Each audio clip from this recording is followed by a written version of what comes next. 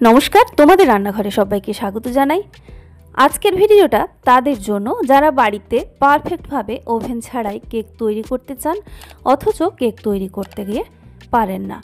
অনেকের নরম হয় না, কারুর আবার ভালো করে ফোলে না, আবার কখনো কখনো এরকম হয় যে কেক খাওয়ার সময় এতটাই শুকনো শুকনো হয় যে গলায় গিয়ে লাগে, জল দিয়ে ঘিরতে হয়।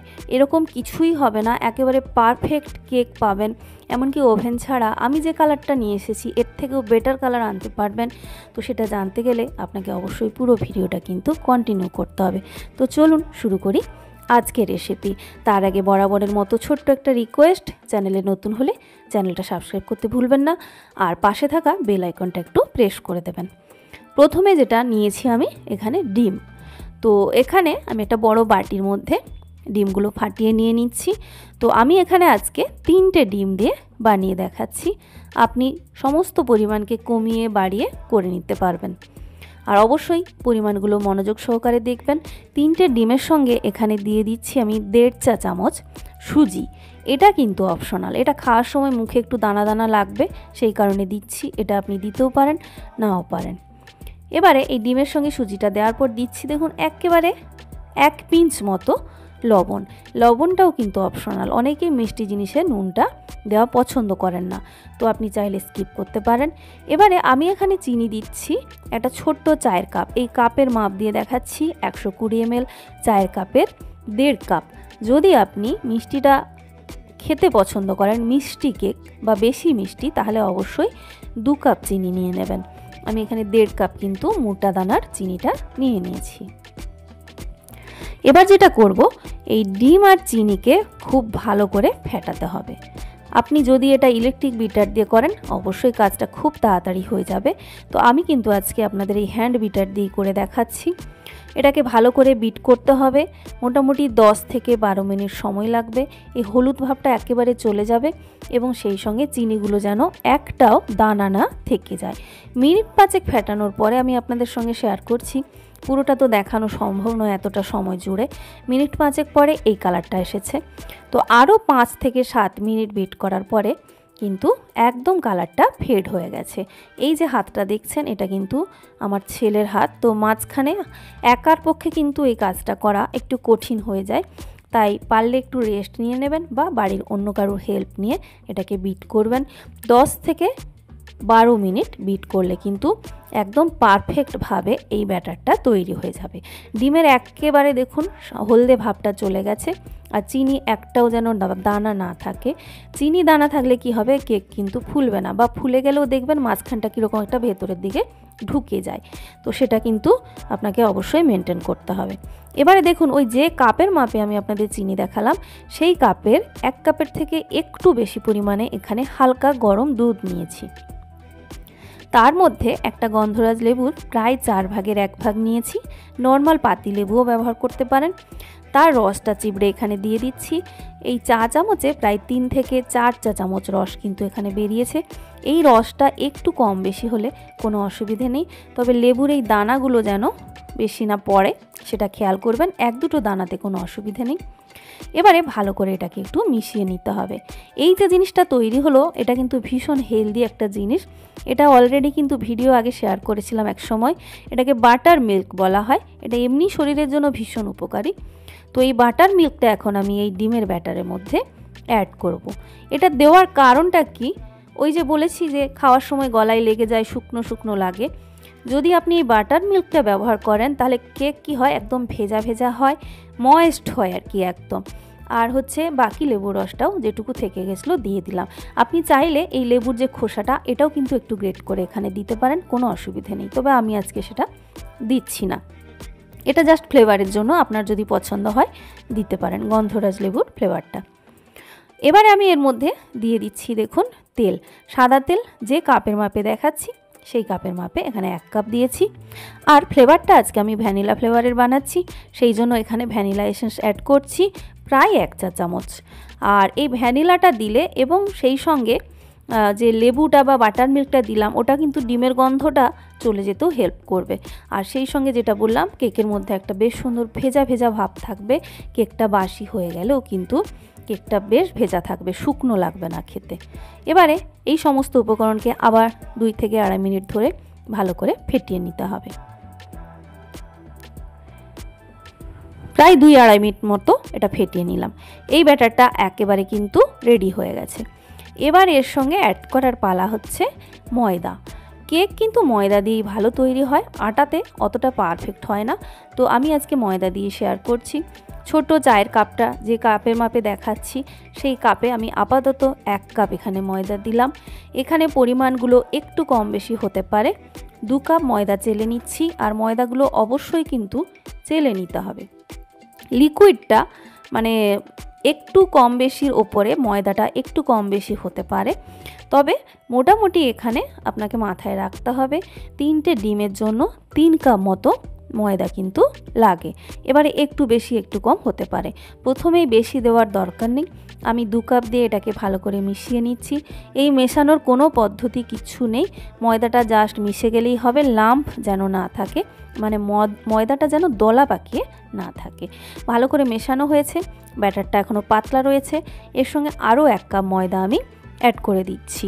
প্রথমেই ময়দাটা বেশি অ্যাড না করে কম কম করে মেশাবেন, যাতে করে ব্যাটারের কনসিস্টেন্সি আপনি শেষ পর্যন্ত পারফেক্ট পেতে পারেন। প্রথমে যদি ঘন হয়ে যায় সেক্ষেত্রে আবার দুধ মেশানোর ঝামেলা থাকে, তাই আমি বলবো আপনি অল্প অল্প করে ময়দা মিশিয়ে নেবেন। তো 3 কাপ এবার আমি মিশিয়ে নেওয়ার পরে আপনাদের দেখাচ্ছি, দেখুন যে কীরকম এলো কনসিস্টেন্সি। 3 কাপ মেশানোর পরে যে কনসিস্টেন্সিটা আসবে সেটা দিয়ে কিন্তু আপনি কেকটা অনায়াসে তৈরি করে নিতে পারবেন। কেক ভালোভাবেই তৈরি হয়ে যাবে। তবে লিকুইডটা যদি আরও কিছুটা ঘন করেন, মানে ব্যাটারটা আর একটু যদি ঘন করেন, তাহলে কি হয়, কালারটা নিচের দিকটার সঙ্গে সঙ্গে কেকের ওপরের দিকটাও কিন্তু অনেকটা একই রকম আসে। আর পাতলা যদি মানে ব্যাটার দিয়ে আপনি বানান সেক্ষেত্রে ওপরেরটা দেখবেন অনেকটা সাদাটে ভাব থাকে, আর নিচের কালার তো সবসময় পারফেক্ট আসে, ওভেনের মতোই চলে আসে, কোনো ব্যাপার নয় গ্যাসের চুলাতেও। তো এবারে আমি এটাকে আরেকটু ঘন করার জন্য আর 1/2 কাপ ময়দা দিয়ে দিচ্ছি। তাহলে টোটাল এখানে 3.5 কাপ ময়দা দিলাম। আর প্রথমে আমি আপনাদের বলেছিলাম দুধের পরিমাণটা ছিল 1 কাপের থেকে একটু বেশি, আপনি যদি ওটা একটু কমিয়ে দেন তাহলে কিন্তু 3 কাপ ময়দা যথেষ্ট। আর অ্যাড করলাম 1.5 চা চামচের কাছাকাছি বেকিং পাউডার। বেকিং সোডা কিন্তু নয়, আমি শুধুমাত্র বেকিং পাউডার দিয়ে কেকটা বানাচ্ছি। এবার ভালো করে মিশিয়ে ফাইনাল কনসিস্টেন্সি কী এলো আপনাদের দেখিয়ে দিচ্ছি। আর আরেকটা জিনিস শুরুতেই দেখেছেন, কেকের কালারটা কিন্তু ওপর থেকে নিচ পর্যন্ত পারফেক্ট আসেনি, কিন্তু ওটা আনা যায় অনায়াসেই, সেটা কিন্তু আমি আপনাদের সঙ্গে শেয়ার করব। তো ভালো করে মিশিয়ে নিয়েছি। এবার আমি আপনাদের একটু দেখিয়ে দিচ্ছি, দেখুন কনসিস্টেন্সিটা এইরকম একটা নিয়ে আসতে হবে, ঠিক এরকম একটা কনসিস্টেন্সি হবে।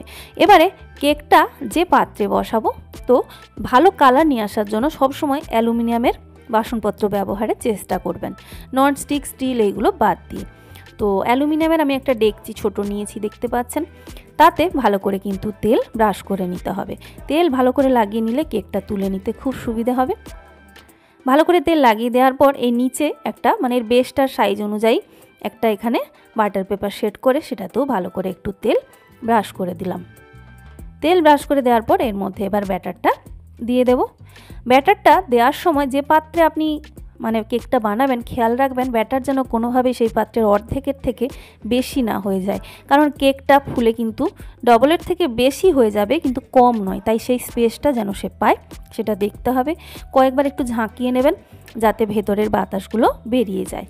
তো এবার একটা গ্যাসে আবার দেখুন একটা অ্যালুমিনিয়ামের হাঁড়ি বসিয়েছি, হাঁড়িটাকে ধোঁয়া উঠছে দেখতে পাচ্ছেন, 5 থেকে 6 মিনিট হাই ফ্লেমে রেখে ভালো করে গরম করে নিয়েছি প্রথমে। এবার ভেতরে একটা স্ট্যান্ড দিয়ে দিচ্ছি, অনেকে লবণ বালি এসব ব্যবহার করেন, কোনো দরকার নেই, একটা স্ট্যান্ড দিয়ে দেবেন তাহলেই হবে। এবার খুব সাবধানে কিন্তু এই কেকের ব্যাটারটাকে বসিয়ে দিতে হবে, হাত যেন না লাগে খেয়াল করবেন। এবার আমি ঢাকা দিয়ে রাখবো, ঢাকা ভেতরের তাপ কোনোভাবেই যাতে বেরিয়ে না যায় সেই ব্যবস্থা আপনি আপনার দরকার মতো করে নেবেন।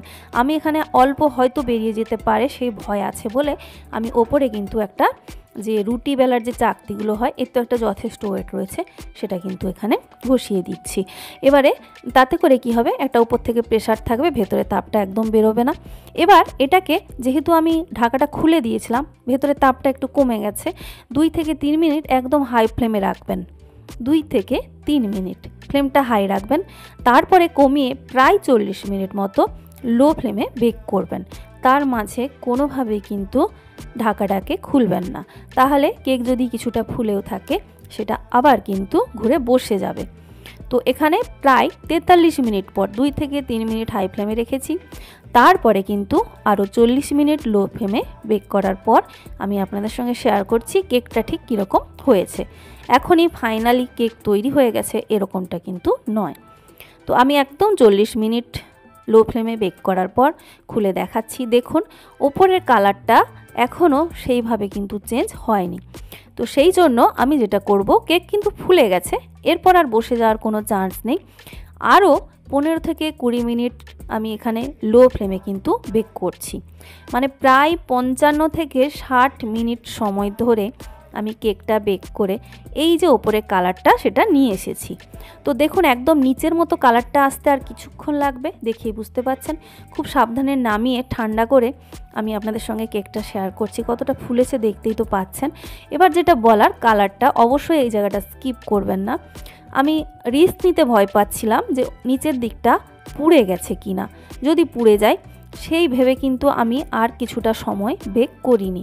এটা আর 10 থেকে 15 মিনিট আরও যদি বেক করা যায় তাহলে কিন্তু ওপরে কালারটা খুব সুন্দর চলে আসবে, এটুকু গ্যারেন্টি দিতে পারি আমি।